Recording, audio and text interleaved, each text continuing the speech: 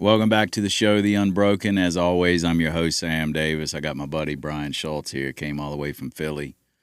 Brian's an interventionist in private practice, and he also subscribes to platform Intervention on Calls, where families can come and book an hour with an interventionist, get the guidance, coaching, strategies, help you put a plan, some education in place so you can make better decisions when helping your addicted loved one.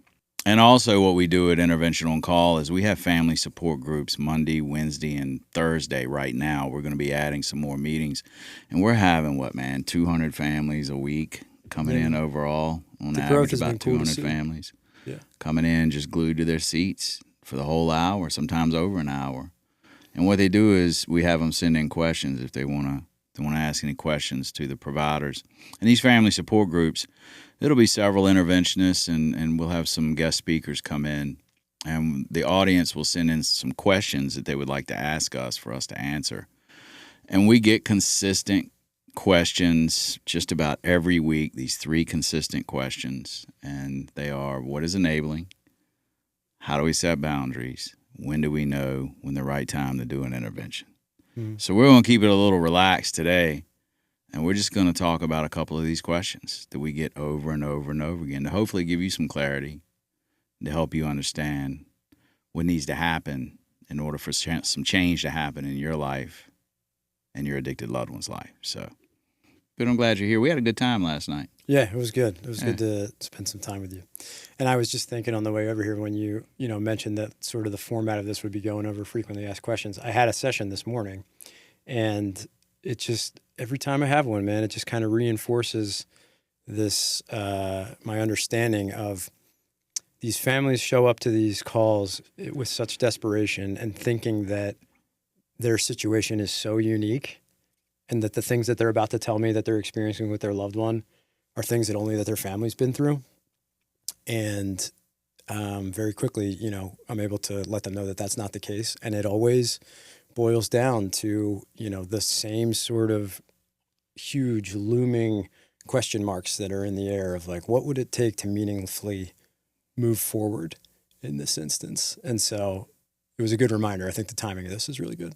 Yeah. I mean, what do you think the first thing to do? I think the first thing that families need to know is they need to be educated on exactly what the problem is. Mm-hmm. And I've said that over and over. I'm like a broken record. I say it almost every clip I'm on, is you got to understand what the problem is.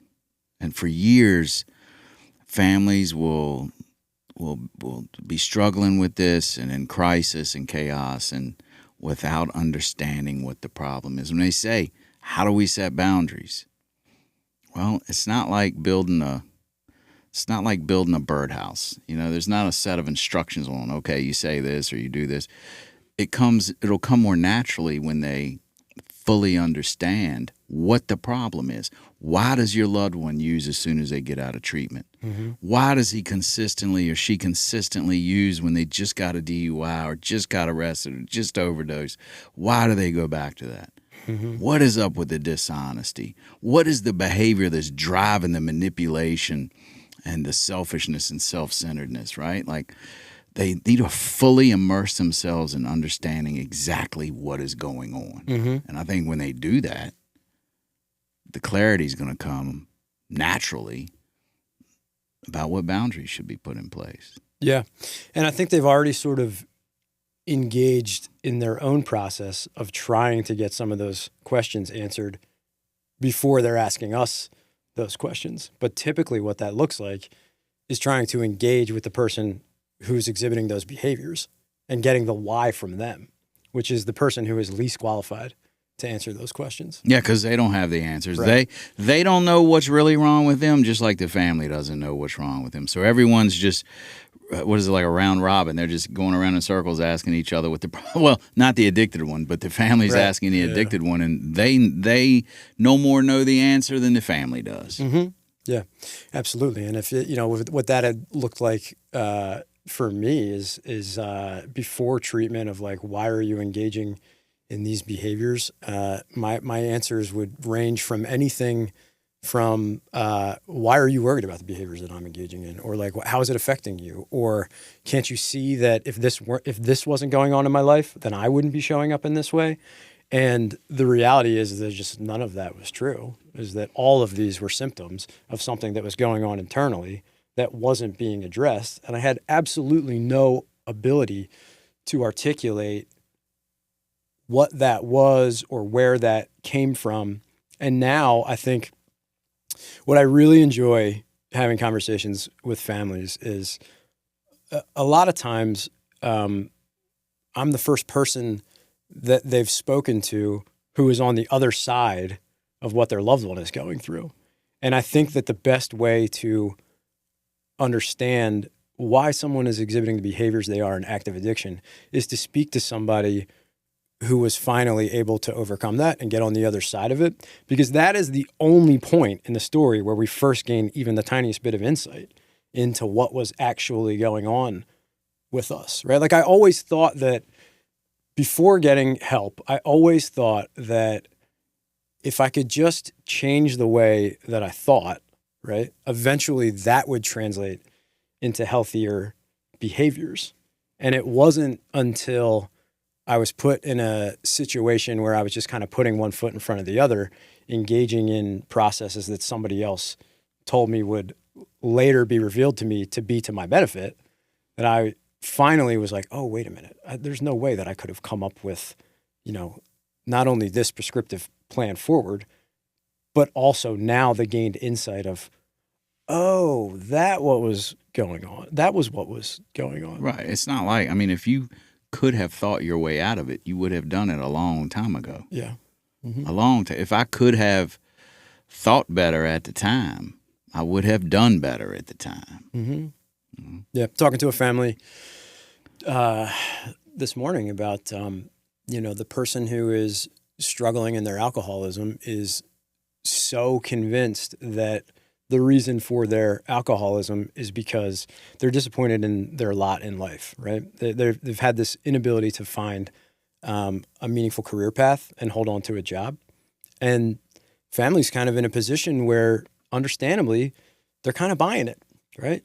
Man, if she could just get this job, then she would have a reason to get up every day, and she would be productive and happy and healthy and have connections. And if she could just do that, then she would be in a position where she could finally address the alcoholism, which is unfortunately the exact opposite order of the way that things need to be addressed. And so we sort of talk through some of that. Well, what do you think that looks like if she gets a job today, right? How has that looked in the past, right? Is there something deeper that we're not considering that is preventing that from happening?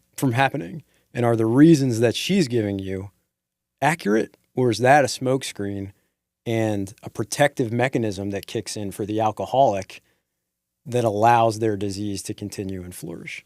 Hard work or work in general has never hurt anyone, but I've never seen hard work or getting a job treat addiction or alcoholism. No, it's just another stressor, right? Yeah, but it's normal for families to think, well, if she just gets a job or they just get a job, then, things are going to be all right.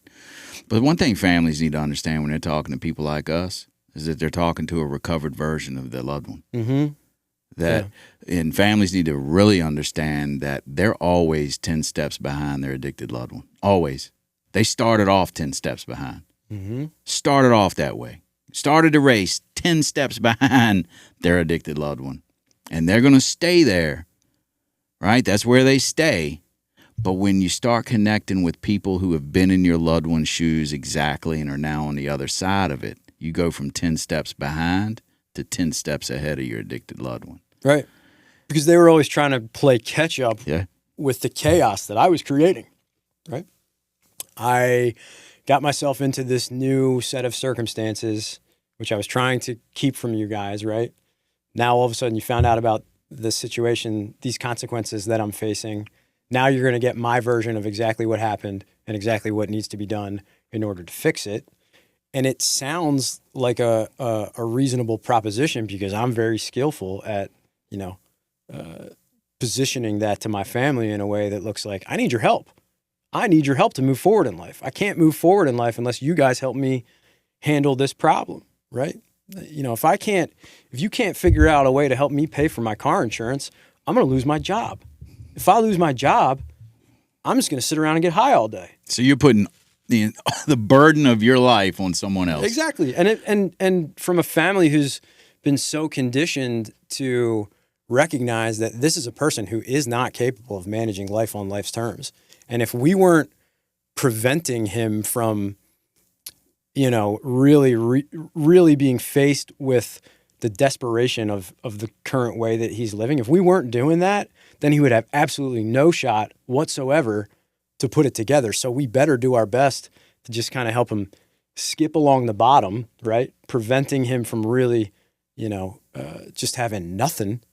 And if we do that for long enough, eventually he will come to his own realizations of, okay, I need to make some changes here, right? Which is, unfortunately, it's intuitive, but it's the exact opposite thing that works. And the only thing I've ever seen that puts someone in a position to face where they're really at in life is to face the consequences of their behaviors. And until that happens, I will have a million different reasons of how you can help me, and we will be on a merry-go-round for the rest of our lives. Yeah.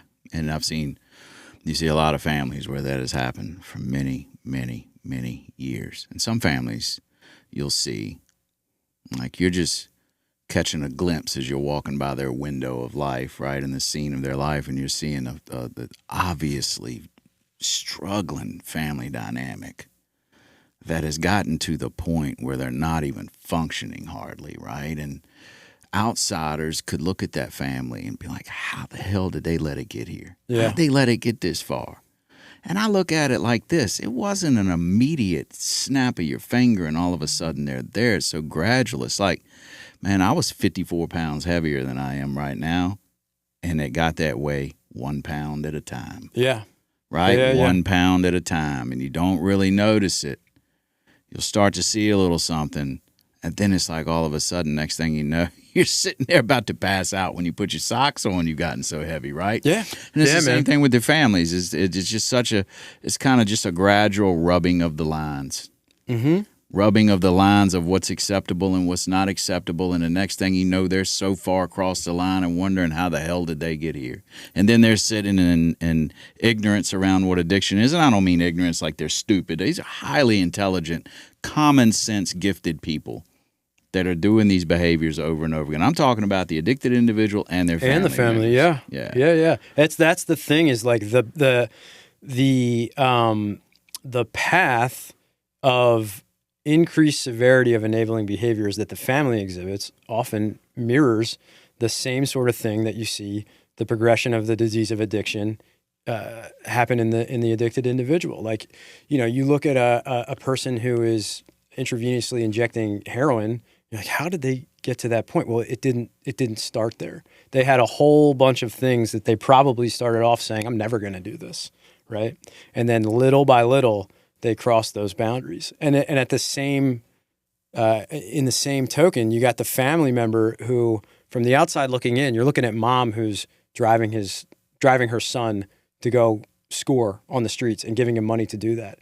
And you're like, how could someone possibly have arrived at that moment? And what you haven't seen is every single thing that they have tried before that to manage the chaos of their loved one's disease, watch that fail, and then get to the resignation of just like, if I don't do this, he's just going to go, rob somebody, or he's just going to go, get it somewhere else. And like, at least this way, I know how to contain the situation a little bit and I can keep eyes on it. And that slow process of rationalization from the outside looking in looks like insanity, because it is, but from when you're in it, it seems like the only logical next thing you could possibly do. Only move I've got. I got nothing else. Yeah. So when you're walking by somebody's family's window and you see that scene where she's driving her loved one to go get dope, Mm-hmm.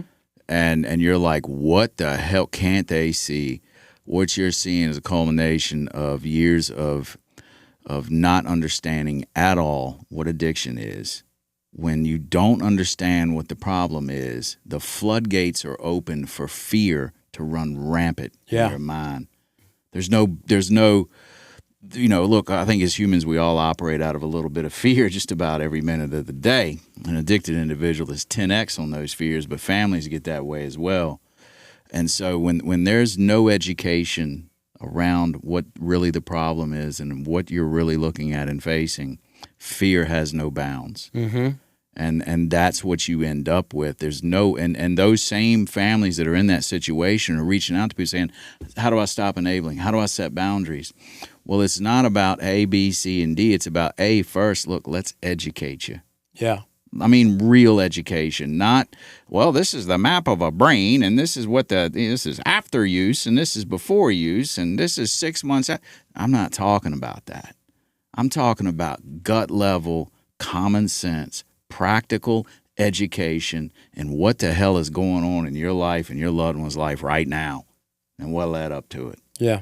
Shining an objective light on the situation and like just really painting the full picture of like not only what's happening with your loved one, but like what's happening with you as a response to that. Mm-hmm. And then after that, you can adequately move into the conversation of what enabling looks like and how to halt those behaviors. And I think that there's, in the whole like setting boundaries and enabling conversation, one thing that I am hyper aware of these days and somewhat frustrates me is the sort of lack of empathy for the family in that conversation. It's almost like a finger wag, right? From who? From anybody who's trying to get either a treatment professional or family friends who aren't in the situation they're in. And again, I'll just keep using the example of like the mom who drives her son to go score a bag of heroin, mm-hmm. right? That conversation many times looks like, how could you do that? Well, the sewing circle wouldn't even allow her back in the circle. Yeah. Knowing that. Right. And then, and I, sometimes I think that when that person finally arrives, the family member arrives at the point where they're willing to get some coaching, sometimes that can be met with like a finger wag where it's like, don't you see that you are killing your son? And like, why can't you get this? And it's just kind of drilled into them of like, don't you see how wrong this behavior was?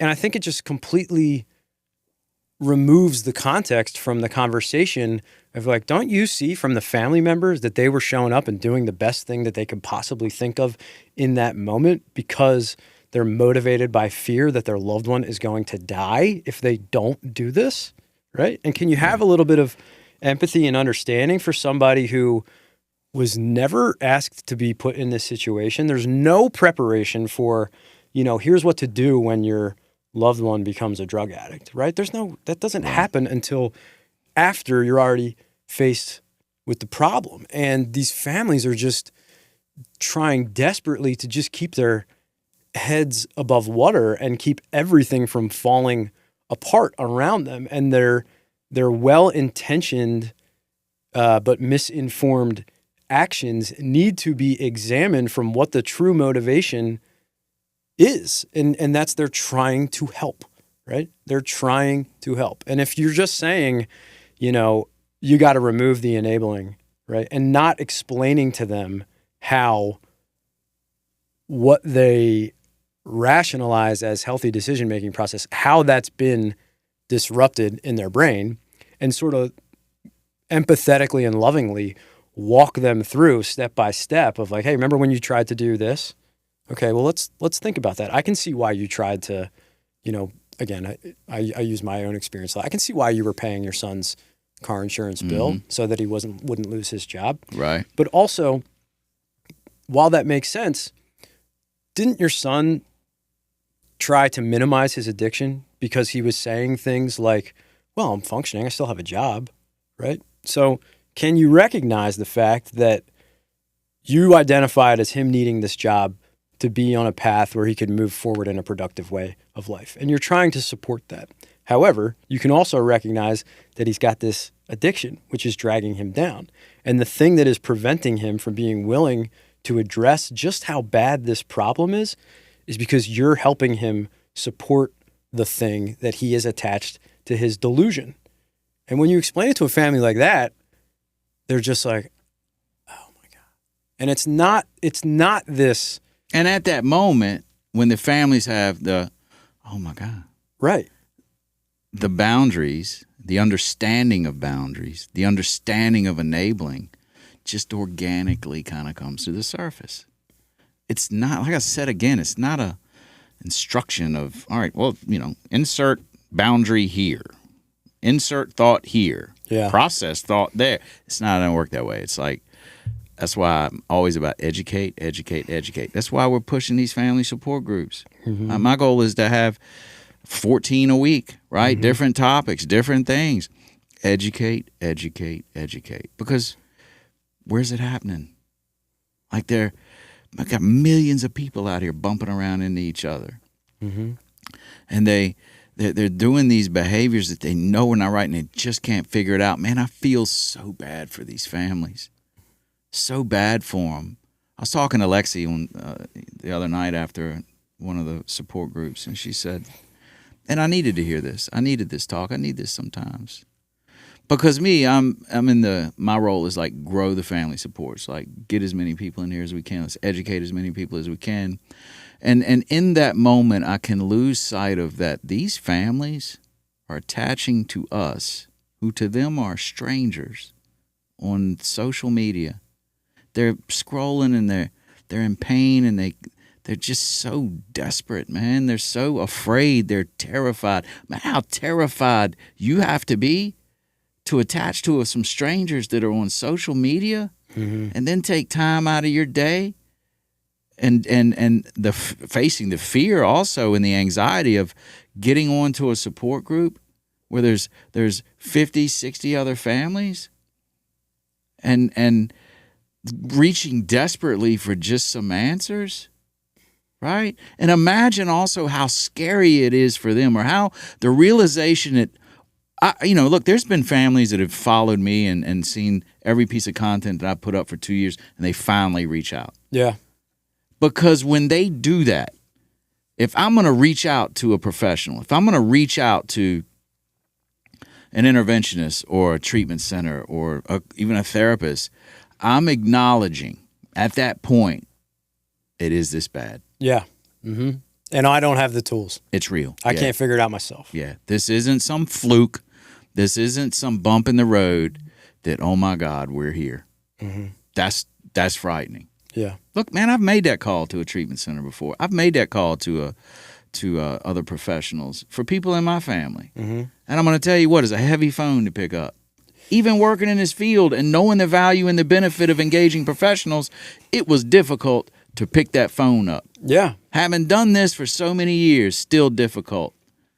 Like, man, this shit's real now. I was just having this conversation with a family who, it was a mom. She's one of my favorite families that I've worked with so far. And I was her loved one is in treatment. And now the conversation is turning to, how do we talk to him while he's in treatment? What helps? What hurts? What conversations should we avoid? How do we, redirect this towards therapy sessions? And I was sort of coaching her and again, like the need for understanding and empathy for what family's going through when you're coaching them. Without that, like, what are we doing, right? She's like, I think maybe you should just parent my kid in a joking way, right? And like, and that's hilarious. And it's also very sweet. But what she's saying is just like, why is it so easy for you to say these things? Because he's not my kid. Yeah, I don't have the emotions attached to it. And imagine the shame they're feeling by saying, hey, maybe somebody else should raise my kid. Exactly. They're beating the hell out of themselves over that. And so I try to get really vulnerable and honest. And I'm just like, look, this is very easy for me to say to you as a professional. I'm able to see this objectively and offering you coaching and strategy because I know what works. But when it's in my own life, I need to turn to somebody else. Like, that's why I go to therapy. That's why I call my sponsor. That's why I have friends that I ask advice for. And it's nobody's immune to this stuff. Nobody's immune to it. I don't care how many interventions I do for the rest of my life. When it's happening in my family, whether it's addiction or just like a problematic relationship or whatever the case may be, I can find myself just as lost as you feel right now. And I'll find myself wrestling with self-will run riot, trying to manage and figure it out and muscle my way through it. Yeah. And not even realize it. Yeah. And then when I reach out for some support, to my accountability circle, I have a coach, I have a therapist, I have a sponsor, right? So when I reach out to them, and I've given them spiritual. I've opened myself up to. I am willing to receive feedback from these people and take it. Then it's like, oh shit, okay, Yeah, all right, yeah. And when you get vulnerable like that with families, and help them understand that you're not some like all-knowing, omnipotent being, which sometimes like that's how they come to the table, right? Like this guy has some magic words that he's going to give us, which is going to like fix our loved one by snapping his fingers and like saying abracadabra or whatever the case may be. You know what I think mitigates that? I'm sorry to interrupt you. No, go ahead. With I us, have an with idea what we're too. doing on social, because we're heavy on social media. We're doing a lot on social media. What helps us with that and helps them is that they get to know us before they even talk to us. Exactly. They get to feel who we are. They get to feel like, hey, do I connect with this guy? The ones that do stay, the ones that don't, which I'm no fool. I know that I am not for everybody. You're not for everybody. The ones we're for, they stay. They get to know us a little bit before they ever even talk to me. They know me. Yeah. They feel, well, they don't know me fully. They don't know my deepest, darkest secrets, which if they did, they probably, but just kidding. We'd never have another family. Never. It would be done. It would be done. No, but that, like you're saying it facetiously because like you've told your story, right? Like your interactions with families begin typically with like, not Sam talking as the interventionist, Sam talking as the recovering addicted individual.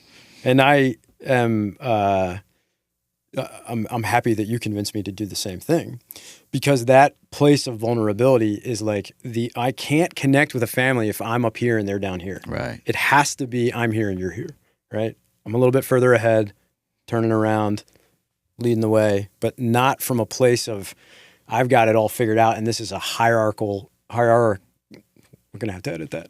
A hierarchy.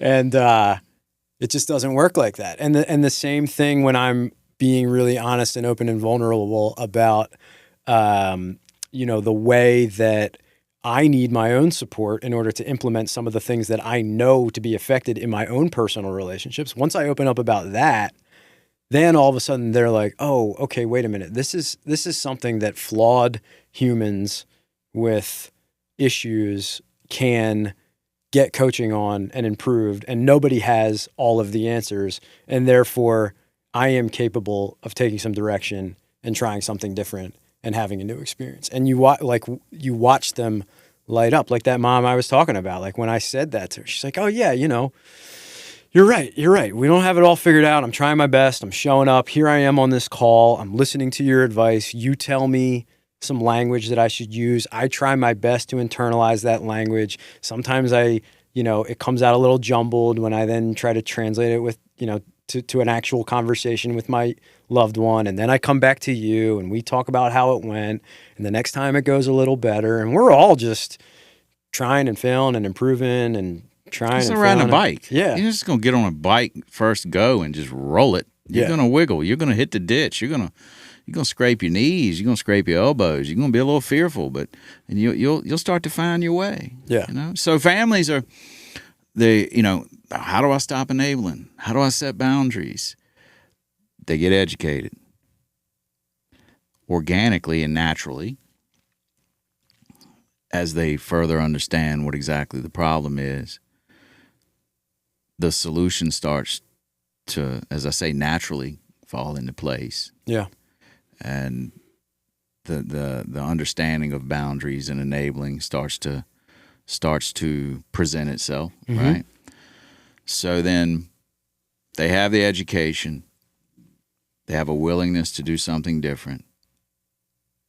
I have a lot of families will say, am I just to put them out now? Right. Do I kick them out? I'm like, let's start off with some like, what's behind a boundary? Mm-hmm. They've spent years trying to control them, fix them, get them to admit, trying to maneuver their addicted loved one. I think the first question that they have to ask themselves, now that I know, and I'm willing to do something about it, I suggest that families take the focus off of their loved one, even if they can only do that for 15 minutes or 20 minutes. And I'm not asking them to take the focus off their loved one from here on out, right? Just for the next 15, 20 minutes. Let's look at what you need. Mm-hmm. when I say like, what do you need? Then they naturally go to, I need my loved one to get well. I need my loved one to get well. Yeah. All right, let's set them aside. Right. Let's pretend they don't exist. Like, what do you need? Based on where you are right now, not who did it to you, but where you are right now, what do you need? Mm-hmm. What kind of answers do you get when you ask that question? I need peace. Yeah, right. I need calm. Yeah. And then, they'll state a couple other things that they need, and then they'll go back to, I need my loved one to get well. Yep. Yeah. We had a great question on the support group last night. Heartbreaking. Mom and dad who have that loved one who's been to treatment several times, and we're like asking if it's okay to step back, right? To stop trying to, just find the right program and just, speak to them in the right way. And, they what they're asking is like, is it okay for us to have our own life that's outside of our loved one's problems? Yeah. And sometimes families just need to hear that, right? Like I had a mom book a session with me a couple of weeks ago, and I thought we were going to be talking about how to get her son back into a sober living program that he had left. We spent an hour talking about why it's okay for her to go on vacation. She needed to talk that out for an hour before she could get to a place of, oh man, he's on the street right now. He's calling me, demanding this and that. Is it really okay for me to go on vacation? And luckily by the end of the call, she arrived at the point of realizing not only is it okay for me to go on vacation, it is absolutely the best thing that I can do for my loved one in this situation. Because as much as you've started to evolve on understanding that you can't fix this problem for him, he hasn't. And he will continue to look to you for the solution until you stop offering it. And I had this experience myself. Is like, what was the most impactful thing in terms of my family dynamic that happened to me when I was in treatment? Is when I would pick up the phone and call my mom and my dad or my sister, and I expected them to spend so much time, wanting to hear about what was going on with me, and they started talking about the life that they were living on the outside, right? And they were scared to tell me that. They were scared, like, is it okay for Brian's going through a really tough time right now while he's in treatment? Brian's fine. Yeah, they look at us like we're a Civil War cannonball with really delicate gunpowder that if we breathe on, or old dynamite, right? Because we've convinced them that we are. Yeah. Which, they almost fall into this thing of they feel like that, and they don't. Sometimes they're not even aware of it. Is that we just don't have the ability, nor will we have the ability. That's the main thing, right? Because right now we really don't have the ability to make good decisions. That we won't have the ability to live our lives. Mm-hmm. So they'll, and I ask them. I say, hey, do you believe that your loved one? I'll ask families this.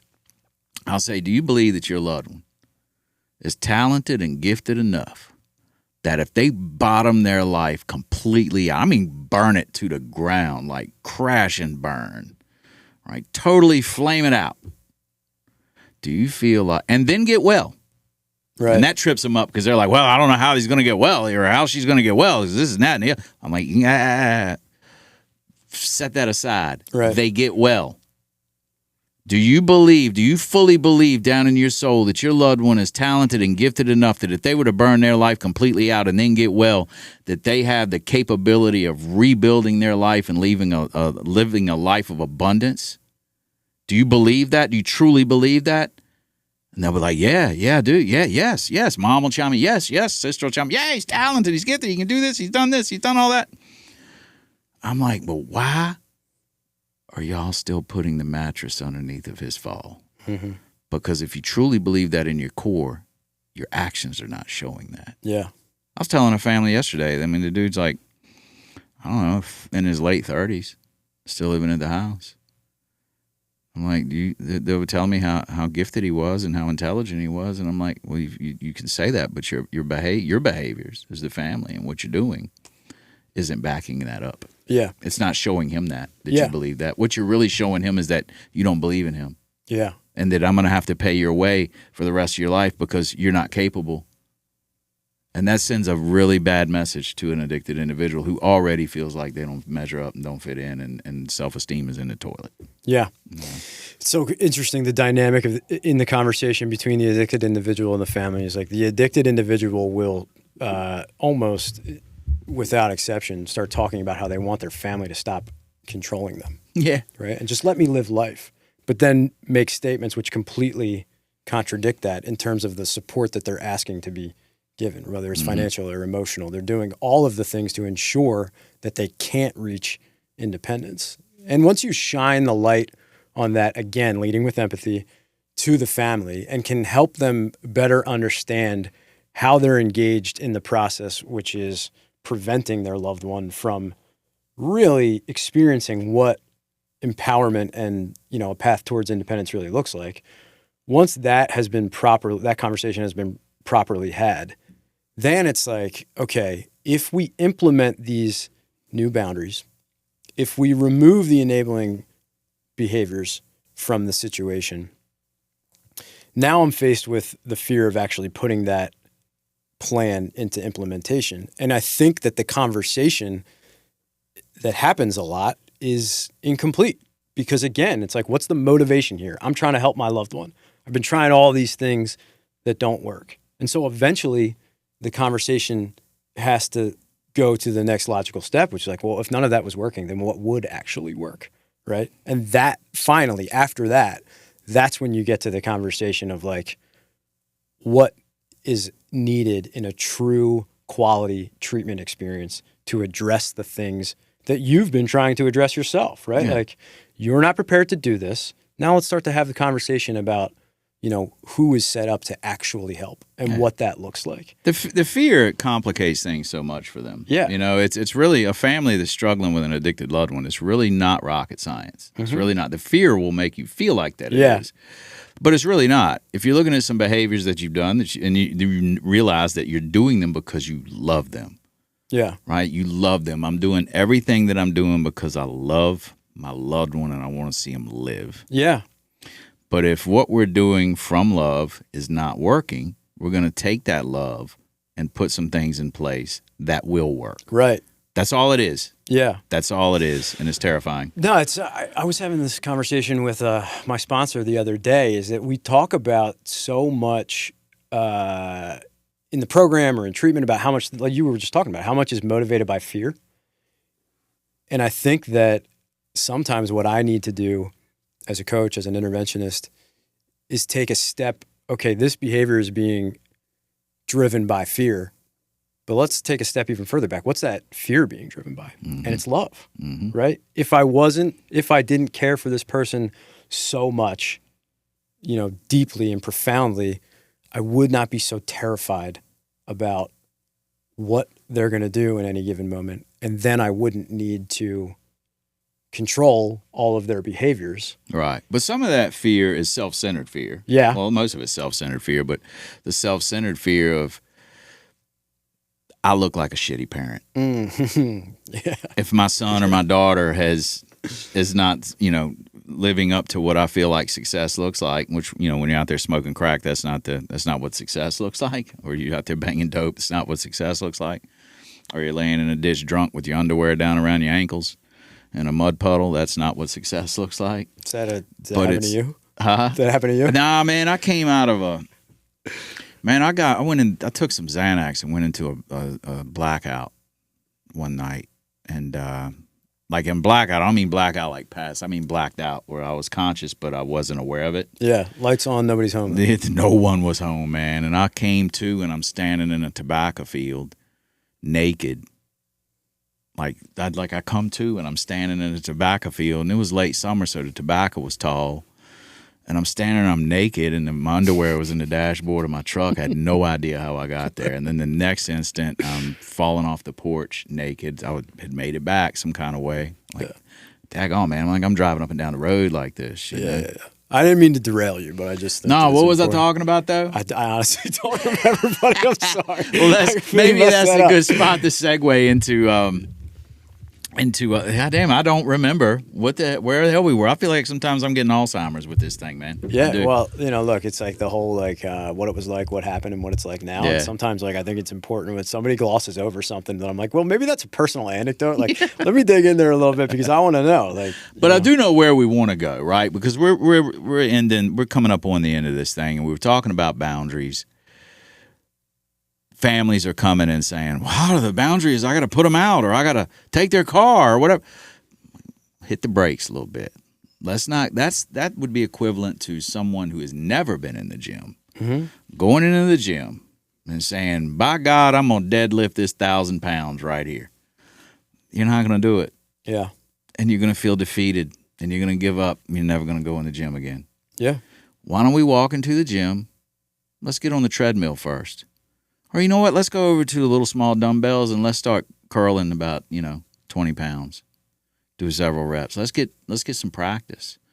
So my suggestions to families about when to start with the boundaries: let's start small, and let's have an experience with that small boundary, and see some change, and have an experience that the world doesn't end, your loved one doesn't die, you still survive, and actually you start to feel a little bit better, just a little bit better, just a little bit.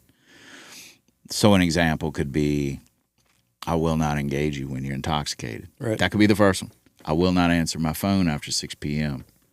because historically, that is when you're intoxicated. It's past 6 p.m. and you don't remember our conversations. I don't feel like it's productive. Therefore, I will no longer engage you past 6 p.m. Mm-hmm. Those are manageable, small boundaries that sends a message that things are changing. Yeah. You start working through those little small boundaries, and you kind of like hungry hippos, where you with the hippo head out, you're grabbing these little balls of boundaries, right? Next thing you know, you're seeing that the world isn't ending.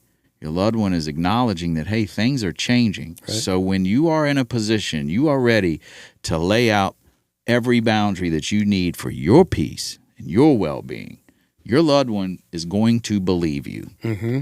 Yeah. Or more inclined to believe you. Right. That the boundaries are indeed fact. Right. Because if a family just goes where they've been giving their loved one and driving them down to get dope and all the stuff that we see that they're doing that they don't want to do, I'm not shaming them, they don't want to do it. They're in shame enough. Jesus, that just went right out of my head. Talking about Tom, what was I saying, dude? You're making the boundaries believable. If you start with the little ones, like the God, big ones will be believable. Yeah, right? Like thank God for the producer because my mind just went right out of there. Like, and you're laughing at me, man. You're gonna be my age one day. Laughing with you because the same thing happens to me already. It does, man. I hate it. It terrifies me because my mama has Alzheimer's, and every time that happens, where a thought leaves my head, I'm like, this is it. I've got Alzheimer's. I'm gonna die. There's no way I knew God wasn't gonna let me be successful. That's where my head goes. Yeah. But what I was saying was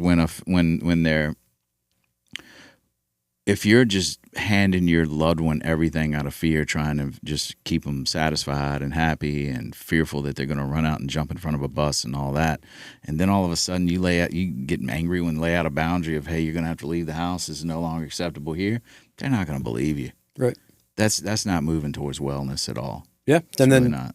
Carrying that forward to, when someone actually does need a full intervention, right? Like we talk about, the number one question, it always happens on a first call. What happens if they say no, right? Well, in an intervention, you're going to express new boundaries that are being implemented into the system, right? Into the family system. And when the individual says, no, I'm not going to accept the help that's being offered to me, what they're really saying is, I don't believe you that you're going to institute the boundaries that you just talked about. Yeah. So sometimes it is way more meaningful and way more appropriate to warm up to that. And if, you go back to how we started the beginning of this talk, families didn't get, when a family's approaching us and they're completely enmeshed and codependent and engaging in, again, I'm just going to keep hammering with the example of the mom driving the son to get heroin. It didn't start there. It started way, smaller with crossing lines of things that I'll never do. Now we're trying to reverse that situation. It's entirely appropriate to recognize that we're not going to get to fully secure, strength, independent, safe boundaries in the first time we, attempt to make a change. And it's okay to, like you were saying, warm up to that process. Yeah. And a lot of the times it starts with the way in which I communicate with my loved one. Right? Yeah. Choosing the right language. Yeah. Yeah. It's like families, they don't understand the language. It's like I can speak some Spanish. Mm-hmm. I didn't speak enough to get by around here. Mm-hmm. It's obvious when I go to Mexico that I don't speak the language, right? So, Brian, this has been great, bud. I think just to sum it all up, the famous questions of what is enabling, how do I set boundaries, the recipe for the answer of those questions, the recipe is A, educate yourself in a very practical manner of what exactly is going on in your family. Educate yourself in ways that you can identify with, so you'll know exactly what's going on. Get with some support, someone to hold you accountable, guide you, someone who's 10 steps ahead of your addicted loved one. Follow some directions. Start with some small boundaries. We walk before we can run, or they say we crawl before we can walk. And they'll be on their way. It's really like that. It's really like that. You said it earlier, is that like I won't minimize the difficult position that families find themselves in. It is very, very difficult to change your behavior, but it is not complicated. Yeah, it's not difficult. It's it's just the human condition. It's difficult. And I think the thing that I'll add on to, the way that you just recapped it is, once you engage in the process of removing enabling behaviors and setting healthier boundaries for your own benefit, the next step of that is there's going to be a large vacuum where all of your energy used to be directed in trying to control the chaos that your loved one was creating. And you need to find something more productive to do with that energy. It's going to feel like a big chasm. Yeah. So, engage in your own work, attending support groups, going to therapy, getting back to your hobbies, go on the vacation, Mom, that you're feeling guilty about taking. You got to do something. Yeah. Right? It's Jason Chain with the Augustine Recovery, who sponsors this episode. Small, intimate, men's addiction and trauma healing center. My alma mater. For men. Yep, your alma mater. As he says, it's located in St. Augustine, Florida. As he says, get out every morning, get your feet in the dirt. Yeah. Get out, get grounded. Start there. Yeah. Start with something. Something Brian, small, you going to come back in a couple of weeks? We're going to answer some more questions? Yeah, you can't keep me out of here, man. Man, love to have you. And we got a pretty cool spot to hang out at before the episode, That was cool, man. That's it for the show today, you guys. And again, this episode was brought to you by, first, Intervention on Call. It is your go-to resource for family support, education, guidance.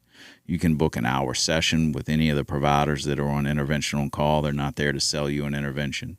When you don't know what to do, when the chaos has become intolerable, let's start with some education about where you really are and what really the problem is. And you can do that on our family support groups or by booking an hour with one of our providers.